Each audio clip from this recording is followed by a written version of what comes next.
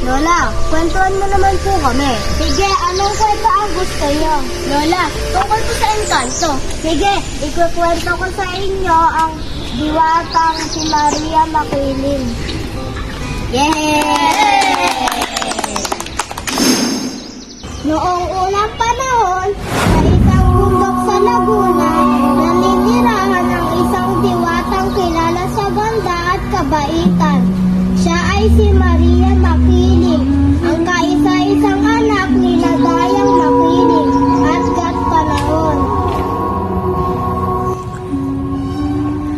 Magandang umaga, Juan. Bakit tila mabigat ang iyong kalooban? Maria, nagugutom mo aming pamilya at natuyo ang aming taniman at wala kaming makain.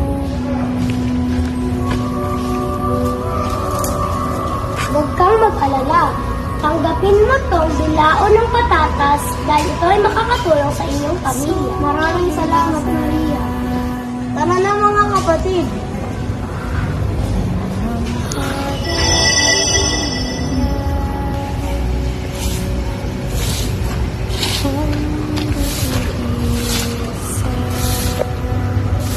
Gandang Bilibini, maaari ko bang malaman ang iyong pangalan? Ang iyong kagandahan ay walang katulad sa bayan na ito. Ako si Maria.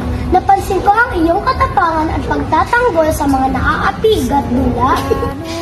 Maria, gagawin ko ang lahat upang mapatunayan ang aking pag-ibig sa iyo. Kahit kamatayan pa man din ay harapin ko.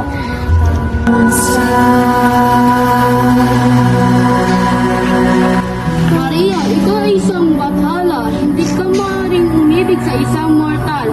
Bumalik ka sa bundok!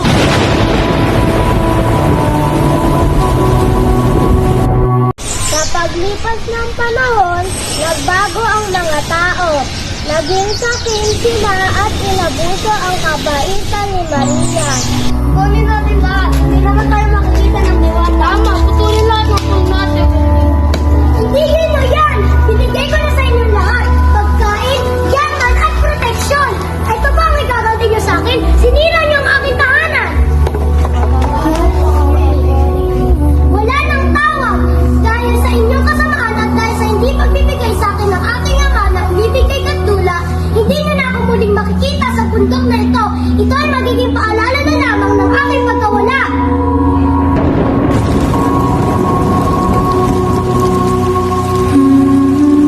Mula noon, hindi na muling nakita si Maria Makiling.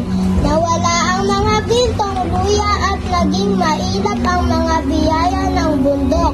Ngunit kung titingnan mong mabuti ang hugis ng bundok Makiling, makikita mo ang anyo ng isang babaeng mahaba ang buhok na payapang nakahiga naghihintay na muling matuto ang mga tao na rumespeto sa kalikasan.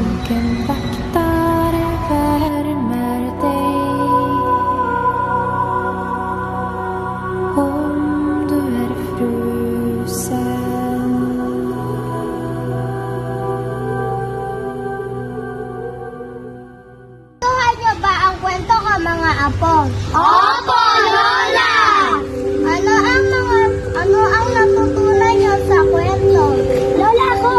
Laging pangalagaan ng ating kalikasan at wag sirain.